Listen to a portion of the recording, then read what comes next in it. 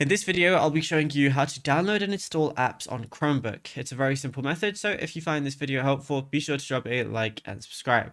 Now, Chromebooks have evolved into versatile machines that can run 4 different types of apps: web apps, Android apps, Linux tools, and even Steam PC games. So if you want web apps, they're the fastest and most stable way to run softwares like Discord, Office 365, or Zoom on a Chromebook.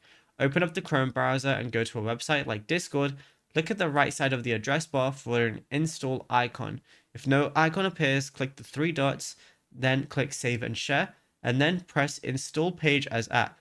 This app will now appear in your launcher and run in its own window without the browser search bar. And what you can also do is get Android apps, and this gives you access to millions of mobile apps in games like Roblox, Minecraft, or Instagram. So click the launcher, which is the bottom left circle, then open Play Store. Search for your app and click install.